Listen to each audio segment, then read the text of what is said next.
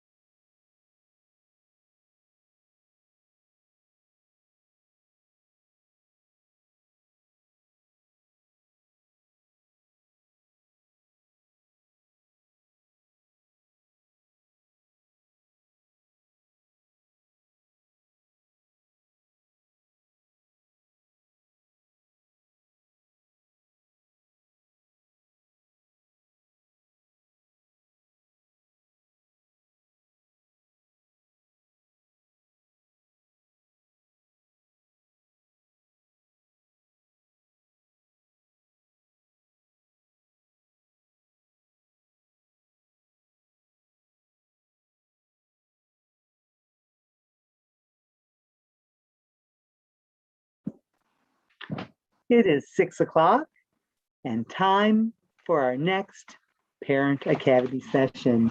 So welcome, Rock Hill. Get comfortable and enjoy our session tonight on guiding parents and guardians to select viewing for their children.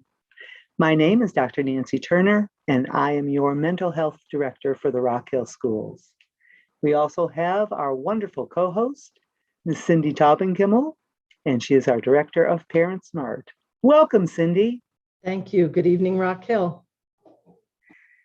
Let me introduce our topic tonight, because I know that our parents, all of you, at some point, worry about your kids watching too much TV, maybe playing too many video games. We all worry about these things. And now screen time has gotten much longer. Phones, tablets, apps, social media, texting, they all captivate kids at a very, very young age. So what is a parent to do tonight? Tonight you will learn about tips to guide the selection of viewing and screen time for our children and young adults. And who best to tell you about it are two of our Rock Hill Schools mental health therapists, Ms. Nisha Williams and Ms. Jessica Wilson. Let me tell you just briefly about our two guest speakers tonight.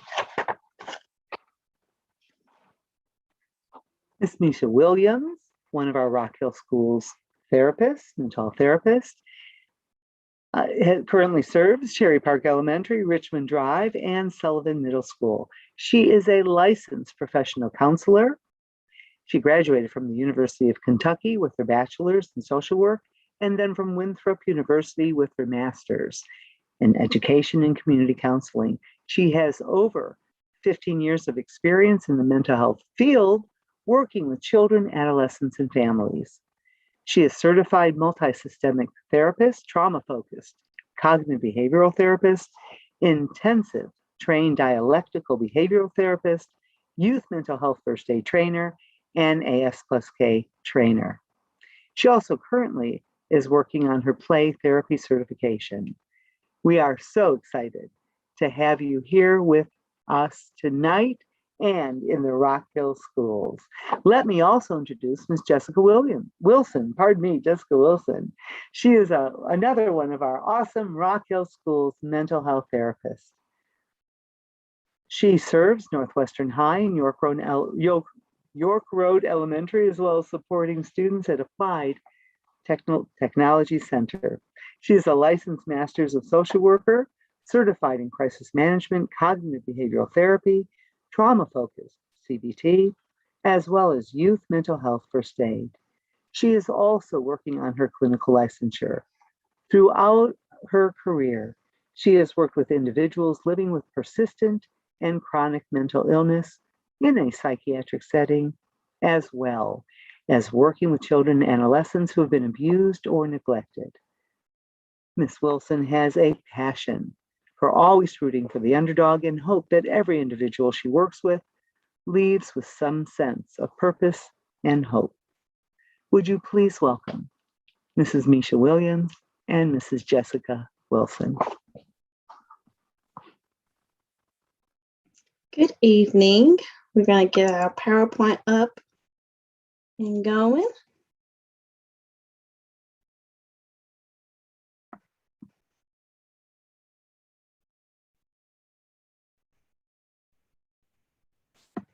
All right, so this evening we are going to talk about screen time and mental health. Have a lot of tips for you guys and some different discussion for you guys as well. And so we're going to start with Jessica with talking about screen time. All right, thank you, Misha. All right, so first we are going to talk about the screen time according to ages. And this is from the American Academy of Children and Adolescent Psychiatry. I know that we are all guilty of much more screen time than this, but this is what the research says. So we are going to look at that for a brief second. Screen time according to ages. So until 18 months old, research tells us to limit screen use to video chatting along with an adult. So if a loved one is, or a friend, family member is out of town, like FaceTime, video chatting would be appropriate for 18 months, but until 18 months old. Between 18 to 24 months old, screen time should be limited to watching educational programming alongside a caregiver. For children 2 to 5 years old, limit on educational screen time to about 1 hour per weekday and 3 hours on weekend days. And again, we know that this is so difficult to do, especially adding on COVID-19. But again, we're just going off what research says, and we'll talk a little bit more about this. For 6 years and older, we encourage healthy habits and limit activities that include screens. In addition, Misha, will you go to the next screen? Yeah. So we're going to talk a little bit more about these things, but also speaking about the screen times, we want, and I think it's on another slide, but just turning off all screens no matter what age, during family time or dinner time. I know a lot of families, say no phones at the table and put their phones away so that there can be a direct time for family time, dinner time, and all electronics can be taken away. And then we'll talk further about learning what parental controls look like I think Misha will talk more about that, and how to avoid using screen time as a pacifier or a babysitter. So right now we're going to look at too much screen time and how it can be linked to the following. So obesity, irregular sleep patterns, behavioral problems, impaired academic performance, violence, and then less time for play. In addition, children can also be exposed to cyberbullying and predators, which we will talk about a little bit more later, and misleading or inaccurate information. And again, we're all guilty of Googling things, YouTubing, how-tos, and that can get very dangerous. So in talking about obesity, the more TV or videos that your child watches, the greater his or her risk is at becoming overweight, because research shows that children are watching TV, they can develop an appetite for junk food. Promotion is in ads is food and junk food. And children can also overeat while playing or watching their electronics. As it relates to irregular sleep patterns, the more time spent watching on a screen, the more likely that children are to having trouble falling asleep or have an irregular sleep schedule. I cannot remember, and Misha, you may know better, but I think that research shows that if you, even for adults, allow like the hour before you go to sleep to turn off all electronics, and I know for myself, I'm guilty of that, but it really allows your head to just be clear so that you can get appropriate amount of sleep each night. I think Yeah, that's correct, because it takes a while for the brain to shut down. So even though you're telling them go to bed at 8 o'clock, but they're shutting down their electronics right at 8, their brain is still going. So it takes them a little bit longer with falling asleep. And also the light that's on the screen also can kind of mess with the sleep. So you have to kind of think about that as well. Just the type of light, for instance, you'll have pediatricians tell you like certain night lights to use if your kid's having a hard time going to sleep. Yeah, that's true. Another link to screen time, and this is not an absolute, so we in no way want to insinuate that, but these can be linked to behavioral problems in children. Elementary students who spend more than 2 hours a day watching TV or playing video games, using a computer or smartphone, are more likely to have emotional, social, and attention problems, which we see in students.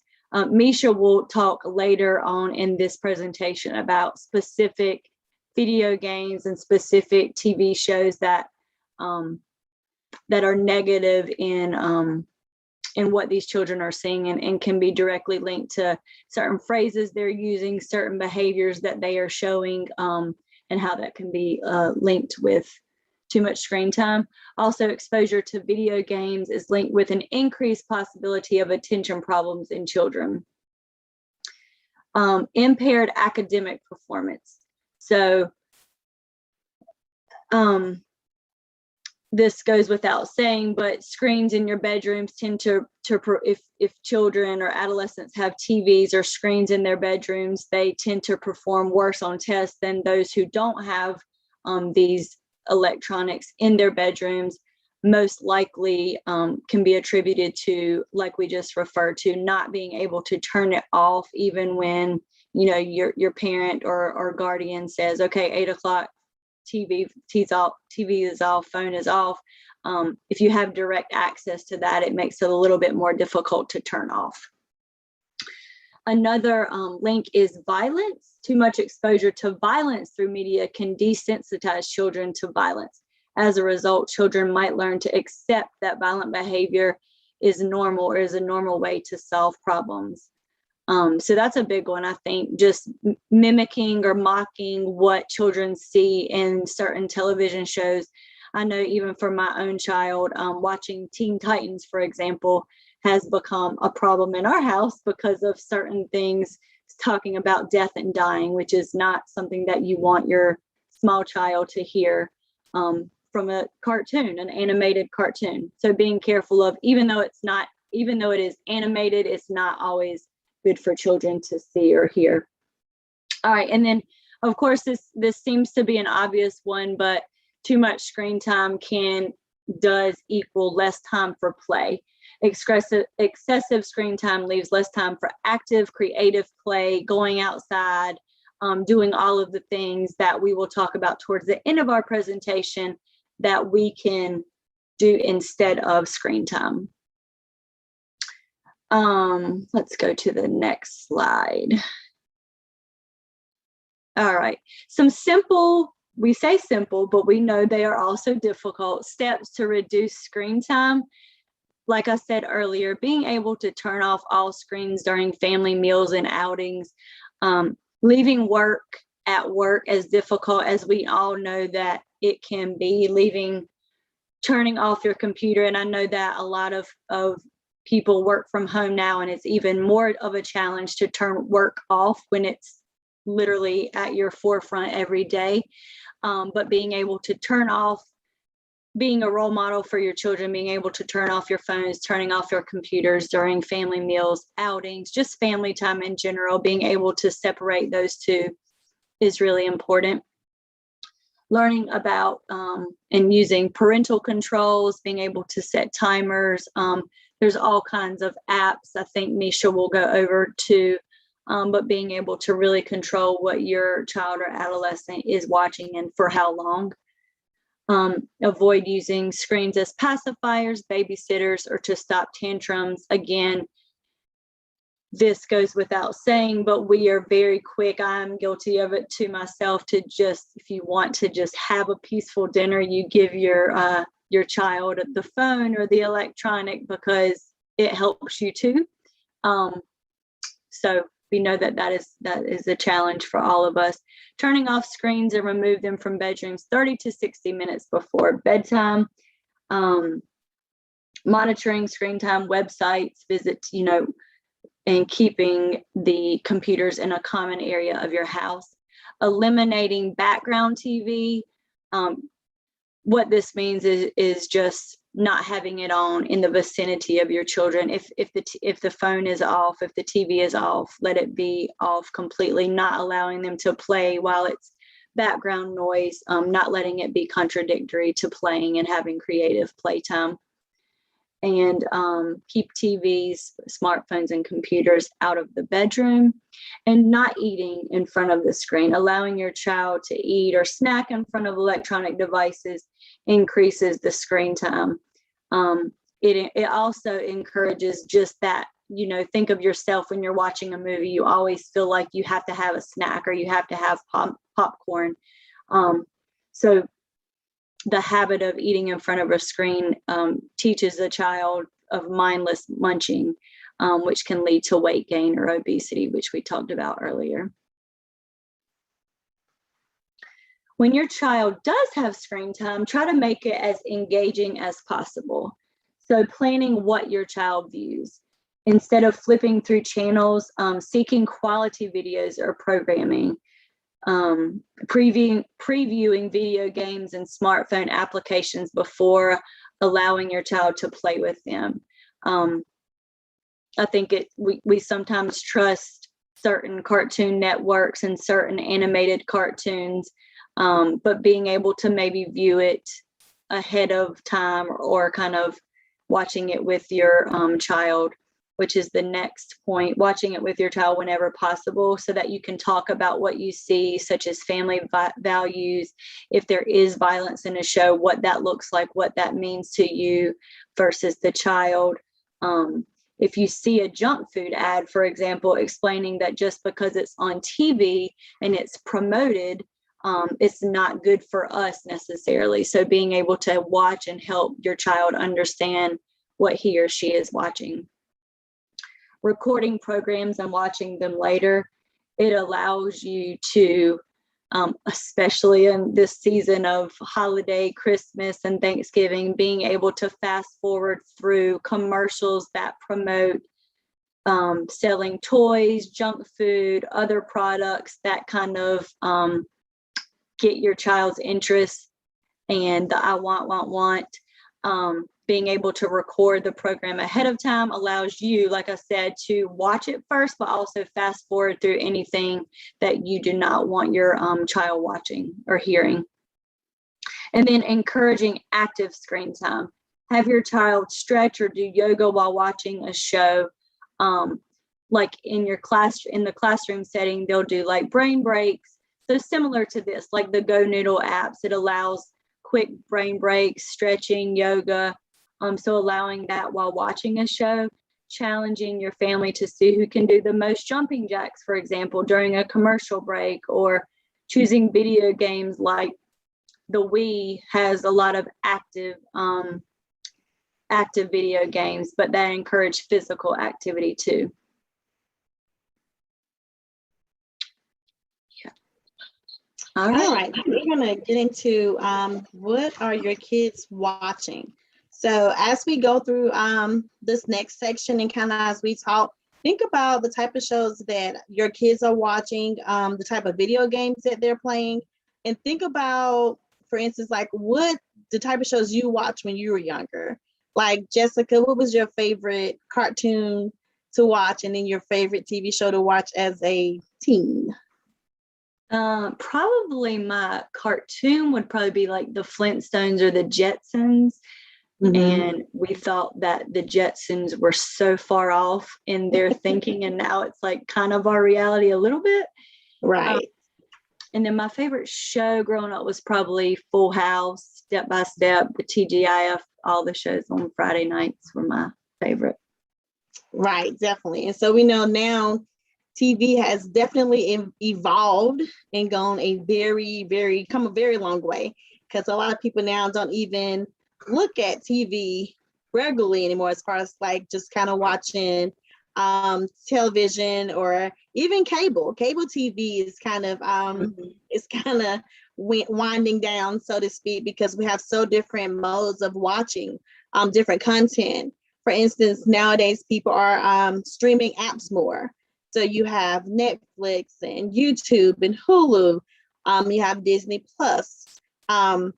We have the famous TikTok, Instagram. You have Prime TV. So a lot of different apps that a lot of different ways that the kids and teenagers, even adults, that we're watching TV now, and even we're watching it on different things, as far as like our laptops.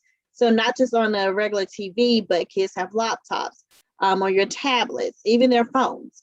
So you can watch different shows and apps through your phones, and even through gaming systems. So like Xbox, PlayStation, even the small Nintendo Switch all connect to the internet. So even though you can play video games on it, you also can utilize it to watch different TV shows. So those are things for as parents definitely to be aware of, is that there's different ways that our kids are getting into and watching this different content big time. Okay, so we're going to talk about what's important to look for. So when watching a TV show, YouTube channel, a few times by yourself first. So like if you hear your kids talking about a famous YouTuber or a special show that they would like to watch, it's important for you to go ahead and watch it first. Even with teenagers, you hear them talking about certain things, get to the side and watching it yourself first. I know it's hard. A lot of us don't want a Facebook or Instagram page. You don't have to be interactive on it, but just being able to have it, so therefore you are friends with your kids or teenagers on it. So then that way you can kind of see the types of stuff that they are posting. So that's a great way to kind of stay connected, and even seeing like the videos that they're watching. Animated does not equal kid friendly. Jessica mentioned this earlier with Teen Titans and some of the other TV shows that are out there. You think, oh, it's animated, so it must be kid friendly or something that my kid can watch. And that's not always true. A lot of them may have violence in it, or using certain language and stuff in it that's inappropriate. You don't want your kids to hear. So when you see shows like that, again, watch it by yourself first. Ask a friend, have you seen this show? Ask them what they think about it. YouTube channels may have comments listed that may not be appropriate. So especially for our younger kids, if they're watching regular YouTube, people can comment up under the channels. So they're like writing comments, and so your kids are reading those. So everything there may not be appropriate. So there's something else to kind of think about when your kids are watching YouTube. Like Jessica mentioned earlier, having that conversation with your kids, asking them what's their favorite shows and who are their favorite YouTubers. So therefore you can kind of go and Google it, and when you get some time to yourself, being able to go and watch it as well. So that's very important. And ask them what their friends are watching. So you can kind of see what your kids are watching compared to friends and other kids or teenagers their age are watching. So that's also very important to do. So for the older kids, on social media, videos they're played within the app. So for instance, on YouTube, if your kid is watching a certain YouTuber, or they've Googled a certain thing and they're watching that video, what happens after that is that YouTube lists other videos so they can see after that. So that's why it's important to supervise your kids while they're watching it, because the next video could be inappropriate or something you don't want your kid to watch. So keep that in mind when you're looking at that. TikTok. TikTok can definitely be fun with the kids watching the different dances, doing dance challenges. And we know as well that TikTok has had some challenges that has not been so inappropriate, has been so inappropriate and has been getting a lot of our kids in trouble in school. And then a lot of the videos, some of them do have inappropriate content on them. So you have to be careful with your kids watching that. A lot of our kids are watching these TikTok and the TikTok challenges and trying them at home. And it could be just different stuff that you wouldn't think about, but just with the safety and stuff, you want to kind of keep an eye on what your kids are watching on TikTok and being able to kind of go through and see what type of videos and stuff that they are seeing. Video games. So with video games, when we think about screen time, a lot of our kids spend a lot of times playing video games, especially, I would say even elementary kids now, middle school and high school. You want to look at the content of the games being played. For instance, you have games out there like, let's see, Grand Theft Auto that the kids are playing that's inappropriate. So you want to kind of be aware of what's going on within those games. You'll be surprised when you're playing it yourself, just to kind of run through it to see what they're playing. Call of Duty is another one. It's not appropriate for all ages. So you want to be careful on Call of Duty, what your kids are playing, and the type of stuff that, activities that they're doing within the games. Even sometimes what the characters are saying in the games is important to kind of listen to as well. There's internet gaming. So with that, what they're playing online. So if your kid is playing online and if they do not have their profile as private, when they go into a lobby, and in that lobby, your child cannot control who's in there. So you have adults that may be in the lobby. And you also have to be careful of the fact that the language that they're using. So they come on, they're talking to your child, they're listening, and all types of language is being said that you may not be aware of. I know a friend of mine, her son was on there. Even though his profile was private, she was able to hear the language that his friends were using. And so she grabbed the microphone and jumped on, was like, does your parents know that you guys are talking like this on this game system? So it's important, even if you're cooking or something, just to be an earshot, listening to your kids, And of course, the other parents was appreciative because they knew her. So she let them know, like, we need to kind of put a stop to the language that they're using. And so it's like, oh, but some of the older boys say it when they're playing and it's okay. So just always kind of listening out for that. Paying attention to the characters involved in the content. So something that's really big, I know I hear a lot of the kids that I work with in the elementary schools is Five Nights at Freddy and Friday Night Funkin'. I had no idea what those were. So I had to definitely do some research and ask the kids myself. I'm like, so tell me about Five Nights at Freddy. And so Five Nights at Freddy, it's enticing to the kids because they even sell stuffed animals for Five Nights at Freddy. So for some kids, it's okay, but you want to be careful of looking at the age that they suggest. So they actually suggest kind of 12 and up for Five Nights at Freddy and Friday Night Funkin'. With Five Nights at Freddy, the premise is it's almost like it's like a scary movie type game, but it's a lot of content where they're just kind of jumping out and scaring you. So it doesn't have like the gore with it, but the jumping out. So for like a younger kid that's watching this and something jumping out, scaring them, it can lead to nightmares. So like I'll have kids say, I had a hard time sleeping, had a bad nightmare, I'm tired today. It's like, oh, did you watch something before you go to bed? Well, I mean, I played Five Nights at Freddy or Friday Night Funkin'. And Friday Night Funkin' is a game where it's a musical game. And so the story behind it is where for the dad to allow the boyfriend to date his daughter, he has to beat the dad at a musical game. So that's kind of like the premises behind it. So the kids are playing a musical game. Again, like I said, it's just kind of looking at the age for those. So those are like 12 and up. So you just kind of want to be careful just watching it, especially if your kids are having nightmares and things like that. It's important to think about and ask them, well, what game did you play last night? Or what did you watch right before you go to bed? So those are some of the questions that we ask. Yes, Jessica. I was just also going to add, like, even for, if you think about like in classroom setting, Sometimes the younger children, like kindergarten, first, second, like to reenact and Mhm. play in the way that they have seen on these video games. And so Yes. for a teacher or another adult that does not know what that child may be watching at home, it throws up all kinds of red flags, and rightfully so. But if they hear the word suicide mouse, to Yes. mental health professionals, yes, we hear suicide and we, it's a red flag. But for teachers who don't necessarily have the time to stop and realize that this is actually a video game because they have 20 other students in there, can be alarming. And so just being careful of reenactments and playing through these video games, and then they go to recess and reenact Friday Night Funkin' or Suicide Mouse, can be a detriment.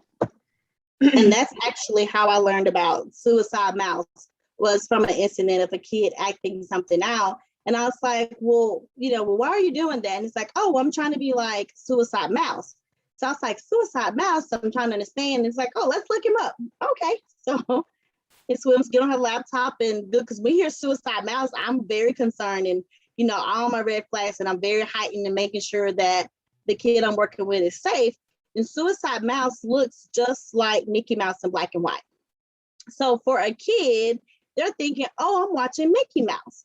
And so that's what the kid's like, oh, that's Mickey Mouse. But it's a video game. And so actually the kid is watching the YouTuber, goes back to watching the content and watching the YouTuber play the game. It is very, very, very gory and inappropriate. I would not even want my adolescents, my teenagers watching it. It's very, very, very gory and disturbing, the stuff that I kind of saw when I looked up Suicide Mouse and kind of watched some of the scenes from the video game.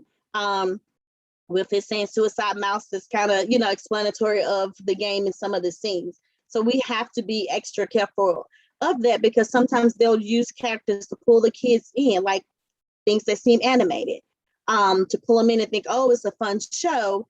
And then they're seeing things that are inappropriate. Like you think Mickey Mouse and you think, oh, it's going to be something that's, not inappropriate, but very, very inappropriate. So like Jessica said, we have to kind of be careful, because the kids do, they come back to school and they act these things out with their peers. They are, saying words and phrases and not really understanding like what's going on with that. So it's very, very important for us to think about that big time. Okay, so I'm going to turn it over to Jessica. She's going to talk about social media and mental health.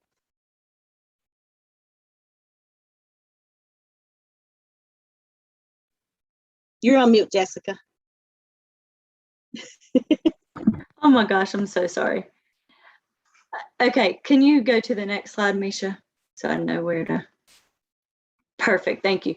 All right, so we are living in this digital world of social media, and like Misha said, Instagram and Facebook and TikTok and all of these other social media apps. Discord is what a lot of adolescents are using for chatting, online chatting, whether they know these other people that they're speaking with or not. It's the way of the world, and we as humans crave that social connection with people.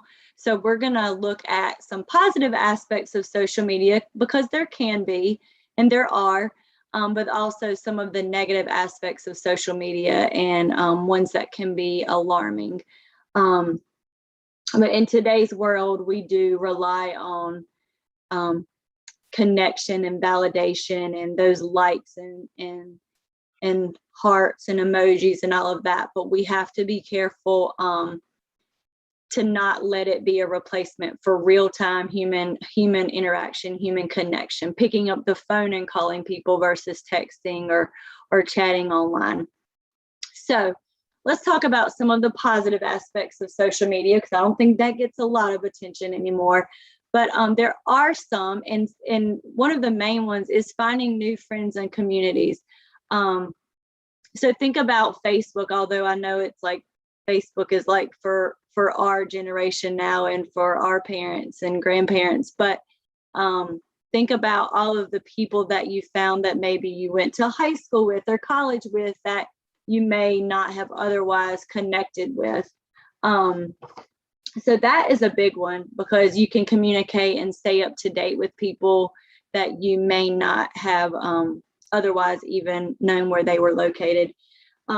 Another positive aspect of social media is being able to network with people who share similar interests. So for us, it's LinkedIn and all of those professional websites. But for some children and adolescents, like I said, this Discord, Instagram, there's a lot of online chat rooms for art and other common interests and hobbies. So it's not all a bad thing, but just being aware as a parent what your children are being exposed to, and like we've talked about before, having those parental controls. Another positive aspect of social media is being able to seek or offer emotional support, which are some of the apps that we have discussed in previous parent academies. Being able to have emotional and mental health support, for example. There's tons of positive support out there on social media, so we certainly don't want to discredit that.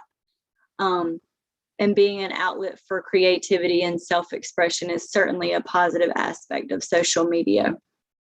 But we also know that there are some negative aspects of social media. And since there's little research to establish the long-term consequences, good or bad, of social media use. However, multiple studies have found a strong link between heavy social media and increased risk for depression, anxiety, loneliness, and even sometimes self-harm behaviors. So one of the first negative aspects of social media is the inadequacies about your life or your appearance that may come up. Even if you know that the images that you're viewing on social media are manipulated or can be manipulated, they can still make you feel insecure about how you look or what's going on in your world, because you're seeing what everybody else is doing on social media. On Facebook, there's pictures of these people. It's not always accurate, but we tend to then scrutinize ourselves in our own lives, or what's going on in our own lives. Similarly, we're all aware that other people tend to share the highlight reels. We always hear about the highlight reels, and that you don't always hear about the negative stuff or the things that people may be struggling with in his or her life. So that's one negative aspect. Another negative aspect is the fear of missing out, or FOMO. It's been around far longer than social media, but social media, Facebook and Instagram, tend to exacerbate feelings that others are having more fun or having a better life than you, and that you somehow are missing out. So that's a big one, I think. The idea that you're missing out on certain things can impact your self-esteem, your self-worth. It can sometimes trigger your own anxieties and fuel even greater social media use, because you then want to be in the know and be kind of have your own highlight reel of, oh, I'm doing this, my friends are doing this, so let me show them that I'm at a pumpkin patch, or I'm at a Christmas tree farm, or, all these positive things when you actually aren't maybe not feeling great about what's going on in your life. Fear of missing out can also compel you to pick up your phone every few minutes to check for updates, to check for likes, to see how many likes I have, how many people viewed my video on YouTube. There's this whole trend of being YouTubers now, and go like my video, subscribe to my video. So that's a big one. It even can compel some children, adolescents, probably even adults, to take risk while you're driving, miss out on sleep at night, or prioritizing social media over other obligations at work or at home. Another negative aspect of social media is isolation. And I know I've said that a couple of times, but there's an article through the University of Pennsylvania that found that high uses of Facebook, Snapchat, and Instagram decreases feelings of loneliness, because again, you're looking at other people's lives. You feel like you're missing out on things because you see what other people are doing. And it can actually make you feel less lonely and less isolated if you improve other parts of your life. Depression and anxiety, human beings, like I said before, we need face-to-face contact to be mentally healthy. We need to pick up the phone. We need to see people. Nothing reduces stress and boosts your mood faster or more effectively than eye-to-eye contact with someone who cares about you. The more you prioritize social media interaction over in-person relationships or conversations, the more you're at risk for developing or exacerbating any mood disorders such as anxiety and depression. There's a lot of research and information on that specific topic, but it can trigger a lot of anxiety, even if maybe that's not something that you struggle with on a day-to-day basis. It can kind of heighten anxiety in people if you see what other people are doing and you want to maybe mimic that. And then, of course, cyberbullying, which I think that we may touch on this a little bit more in a few minutes. But cyberbullying is obviously a negative aspect of social media. About 10% of teens reported being bullied on social media, and many other users are subject to offensive comments. I would venture to say there's probably a lot more than 10% that's maybe not reported or not reported enough, but it certainly happens. Like Misha said, on YouTube, you can just scroll through comment after comment after comment, have negative feedback. Even you think about cyberbullying, one of my family members plays a sport, for example, and he did pretty well, but on this particular game, a professional sport, had thousands and thousands upon thousands of negative comments, like cyberbullies attacking this particular person for playing a game that he loves. And so it's not just teens, adolescents, it's adults. It's a real problem. So being aware of what your children are watching at all times, obviously, but also being aware of what you're watching and being an example to your children. And then another one is just, you don't have to go back to that, Misha, but another one is self-absorption. Sharing endless selfies and all your innermost thoughts on social media can create an unhealthy self-centeredness and distance from your real life connections. So just being aware of that bias. Signs that social media is impacting your mental health. Being able to recognize what is in fact driving your social media use. So when you spend more time on social media than in real world friends, having real world relationships with people, going to dinner with friends or family, when you compare yourself with others on social media, being distracted at school or work, having no time for self-reflection, engaging in any risky behaviors in order to gain likes, in order to get those hearts or those positive emojis, and suffering from any sleep issues, which we talked about, being able to turn it off, the light from the phone, but even just being able to process before you have your sleep schedule or your sleep pattern. And then worsening symptoms of anxiety and depression is, of course, another sign. Modifying any social media use to improve your mental health. Being able to reduce your time online. There are a few apps. I don't recall what it's called, but even like if you have an Apple device, it tells you like your use of social media versus other apps on your phone each time, and it kind of gives you like a diagram of what your timeline looks like. So being able to reduce that time, maybe each week, making it less and less on social media or other apps. Being able to change your focus, setting aside that time each day or each night that you're able to do something healthy and satisfying that does not involve your phone, does not involve an app or other technology. Being able to spend more time with your offline friends, so real friends. I always ask the students that I see when they're talking about chatting with friends, like, are these real friends?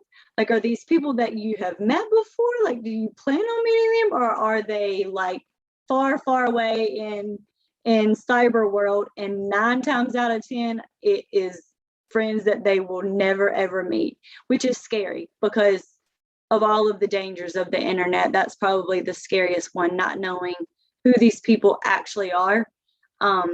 But being able to spend time with like real-time friends that you can see, that you might see at school or at church or other activities, being able to have those real connections with people and being able to express gratitude to people, for yourself, to yourself, is always a way to improve your mental health.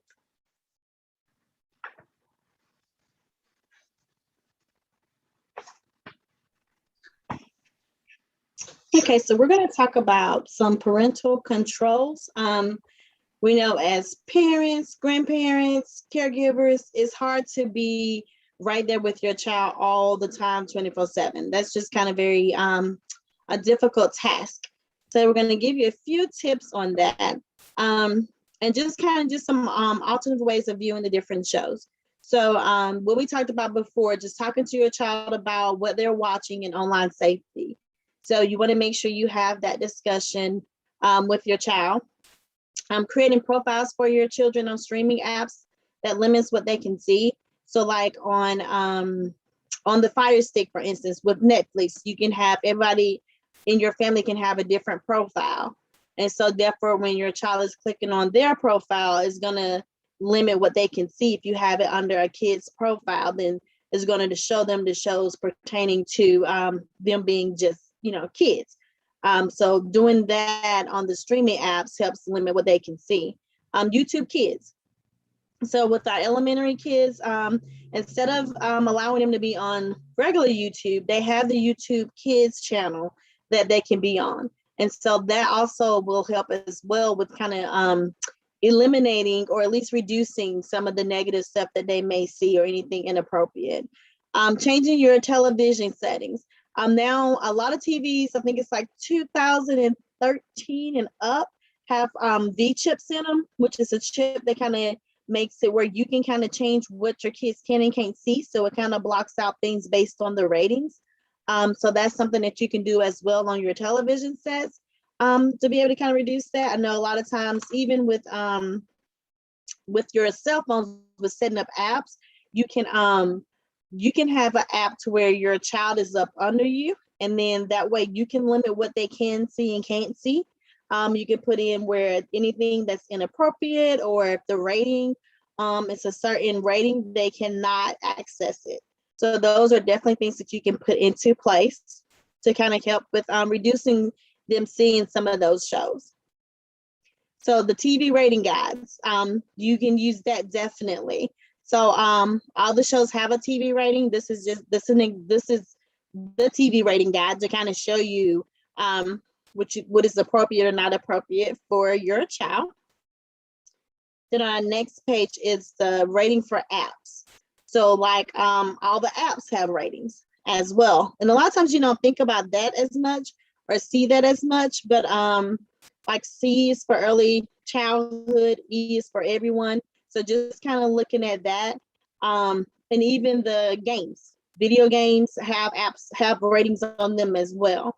So therefore you'll know, okay, this rating is this. If it's PG-13 and your kid is maybe 12, or you feel like they may be a little bit immature for the game, open the game up, play it yourself first. Look online, do some research, so that way you can see if it is or is not appropriate for your child.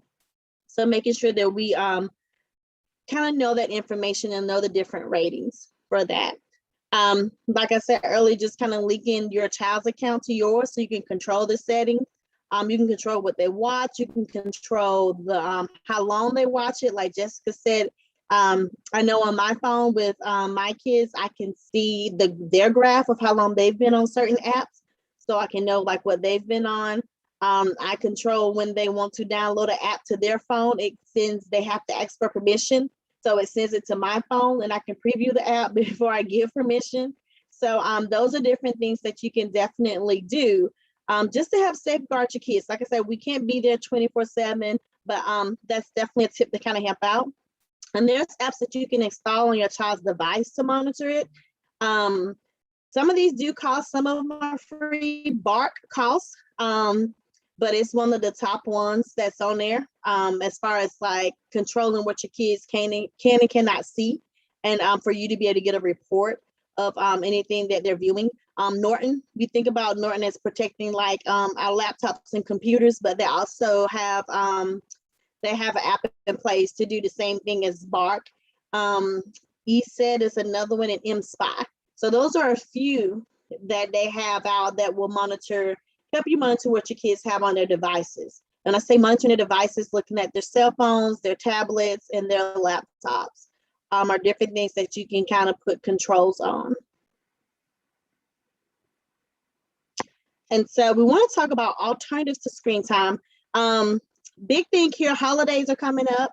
We have Thanksgiving and Christmas. That means that the kids are going to be at home a little bit longer. So there's less structure time throughout the day.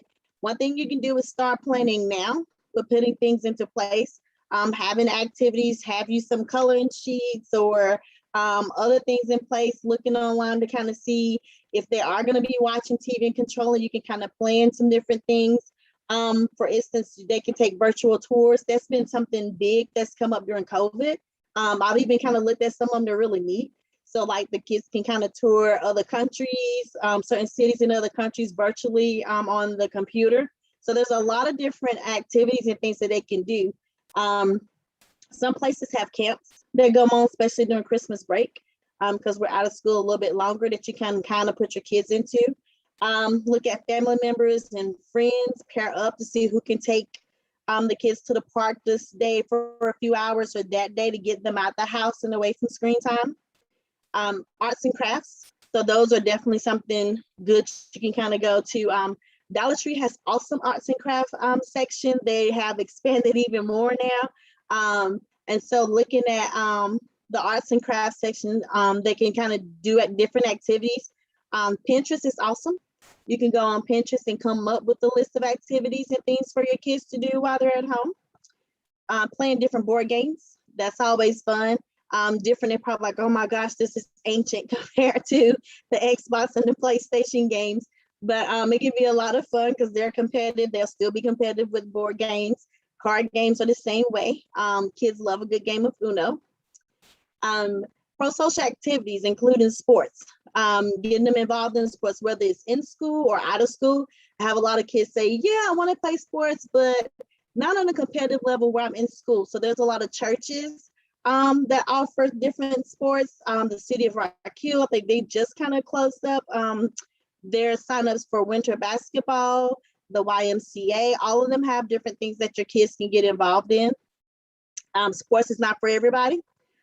So there's Boy Scouts and Girl Scouts. Those are things that they can kind of get involved in, just kind of get them away, get them outside and outdoors doing something different from during screen time. The Art Council has different classes and camps that you can sign up for. So you can go to their website, the York County Art Council, and they will have different activities also that you can do. There's theater. So they have different shows that come up and plays and things that they come up that they have auditions for that the kids can be in. And then there's a lot of dance studios around as well. So a lot of different things that they can kind of do. Spending time outside, getting outside, going for a walk, just playing, throwing the ball around, just doing different stuff outside, and learning a new hobby. They may want to get into photography. They have these cell phones, getting them outside and taking some different pictures and being able to kind of use some of the positive apps that they have. A lot of apps where you can kind of play around with the pictures and backgrounds and stuff. And so that may lead into something more for them. They can watch videos, educational videos, being able to kind of learn something new when it comes to a new hobby. If you have your teenagers, they're getting ready for graduation. They can use the videos to kind of watch, like applying for scholarships, doing virtual tours of colleges. You can set that up for your kids over Christmas break. Looking at different trade schools that they may be interested in, and just looking at different careers. They may just be, and they may need to look and see, like, well, what does it take with going into cosmetology or being a mechanic, and what does that look like? And so YouTube is the perfect place to be able to kind of steer them towards that way with watching different videos. And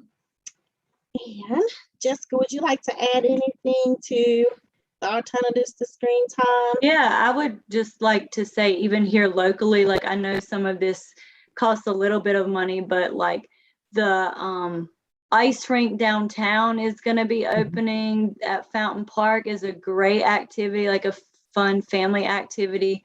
I know Christmasville, I know Cindy and her family volunteer there every year, and that's a great family activity. Is it like the first weekend in December? I can't remember. It is. Okay, first weekend in December. So coming up. And also, I don't think that they did it last year, but my daughter and niece love to go to the Nutcracker through Winthrop in the York County Ballet. It's at Winthrop, excuse me, York County Ballet. Just fun activities since it is the holiday season and sometimes it can be overwhelming, but in itself, but being able to kind of plan those activities just here locally, not, you don't even have to drive far. Right. Or here right at our fingertips that we can access, and just good family fun. I think it's really helpful. And like Jessica said too, volunteering is another big one. You can get your kids out to do different volunteer work. Yeah, so the schools may even fridge. have ideas. Yeah, the community fridge, which is at Knowledge Perk. You can always donate food there with your families. Pathways, which is the local homeless shelter and program, they're always willing to take, like one year I took my children, we did hygiene bags. We brought hygiene bags to the resource center. Just little things that we take for granted. We don't think anything of, because we have these necessities. There's a lot of people that are less fortunate. So being able to do those activities, Christmas, Toys for Tots, sponsoring children if you're able to for Christmas, for the holidays. There's a lot of local resources out there that are in need of just volunteer, like soup kitchens, Bethel shelter. They are always accepting people to come feed for the men's shelter. There's a lot of activities out there that you can involve your children in that don't cost money at all, that you can just be a presence and show by example, giving back.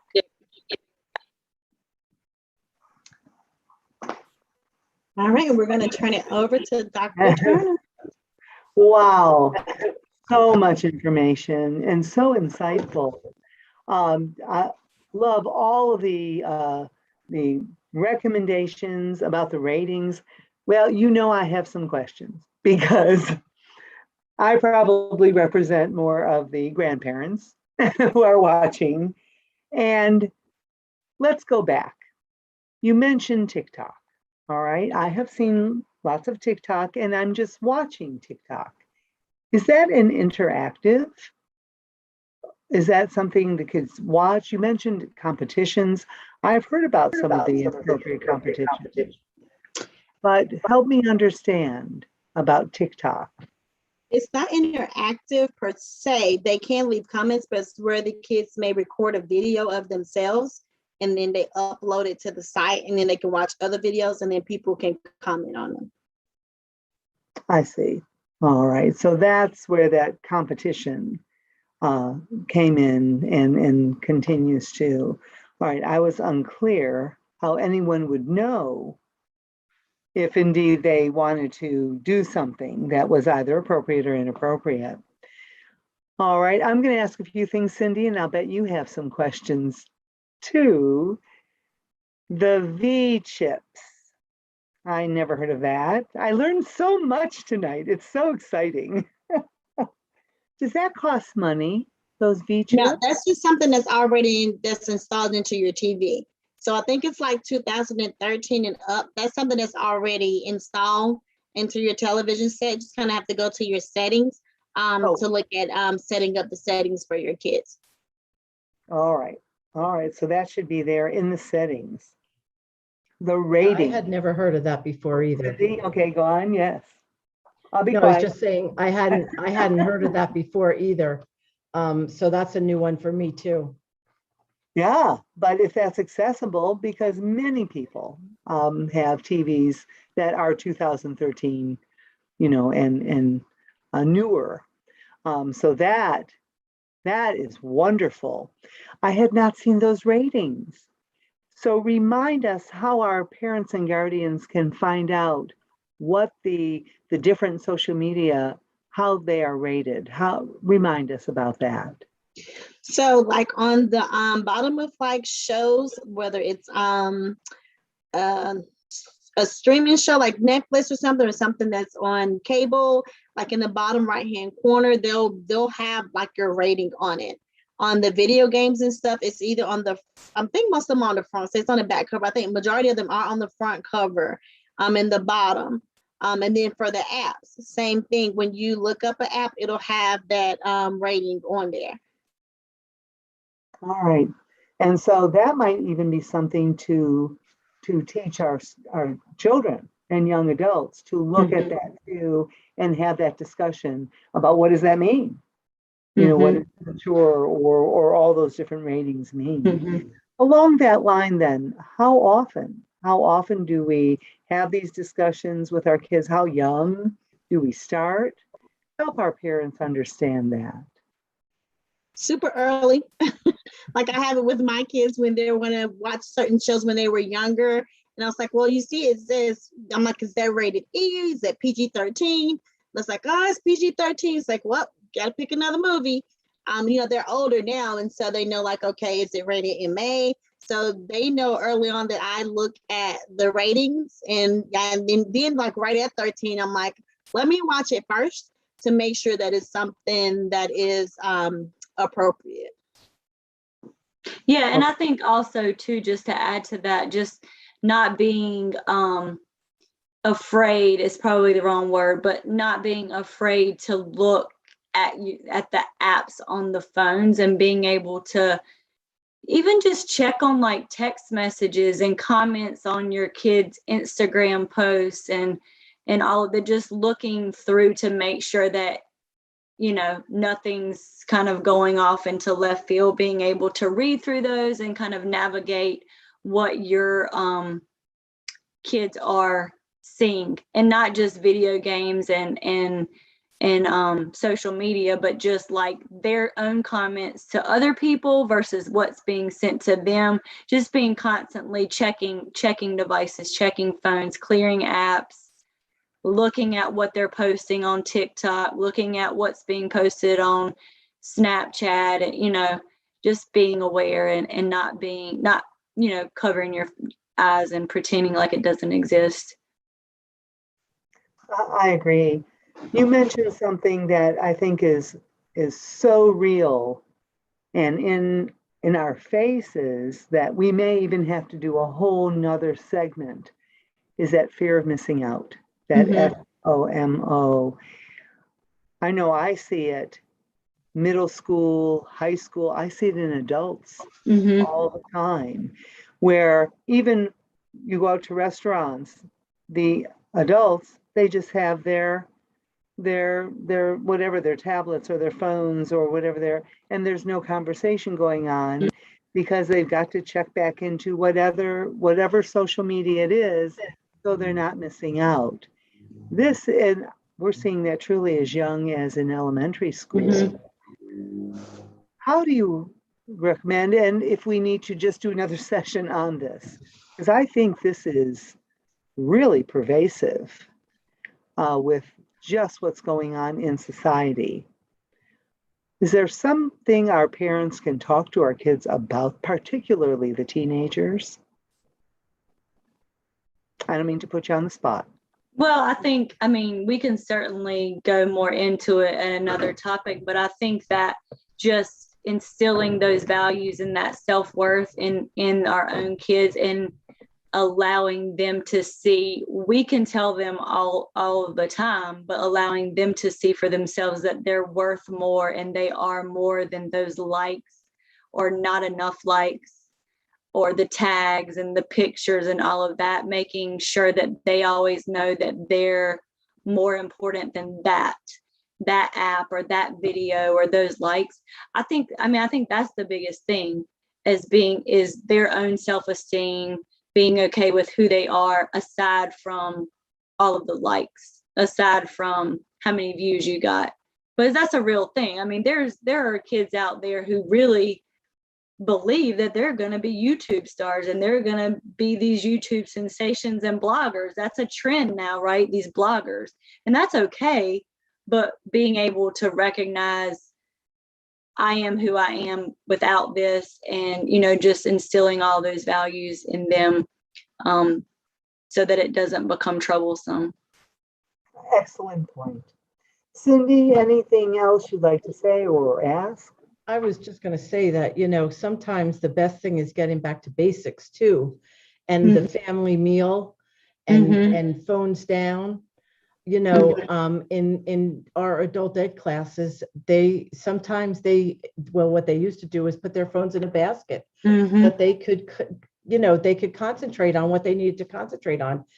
Sometimes we see this in 2 and 3-year-olds too, because the parents are giving them the iPad when you're at the dinner table or at the restaurant or something. I just think that getting back to those basics and instilling those values into the children and letting them know how important they are without any kind of social media or device in their hands. But this was wonderful. The questions that you asked, Dr. Turner, were things that I wasn't aware of either. I'm on the grandmother side of things as well. So, but thank you, ladies. Always very, very insightful. I agree. And Misha Williams, Jessica Wilson, thank you so much. Your presentations are just right on the cutting edge. We hope that you will join us again next semester and continue to offer these insights and your expertise. The recommendations for our parents are doable, they're real, and we are so hopeful that our community will take these on, particularly at the holiday season. So with this in mind, I do want to remind all of our viewers that all of our sessions are open to everyone in the Rock Hill community. Please tune in to the Rock Hill Schools Facebook page or the Rock Hill Schools YouTube channel for all of these live streamed, or you can visit later if you miss half or you miss it. Watch on demand from your smartphone, tablet, laptop, or YouTube app, any internet-enabled smart TV, and all presentations will air live from 6 to 7 on the advertised date. I do want to tell you about our very last extra special Parent Academy that will air December 14. We are going to spotlight the Applied Technology Center and especially spotlight Cooking with Chef Jenkins and the culinary department. And we will have them, I'm not going to tell you, you'll have to tune in on December 14 to see what the culinary students will make. And it's a special treat for the holidays. So we hope to see you again December 14, Tuesday at 6 to 7. We may go a little over like tonight, but that's okay. So to all of our viewers, to Ms. Williams, Wilson, and our lovely co-host, Cindy Taubenkimmel, we wish you a very wonderful and happy Thanksgiving. Get some rest, and we will see you all again on December 14th for a very special highlight of the Applied Tech Center with Cooking with Chef Jenkins. So to all, Have a wonderful night, and we'll see you next time.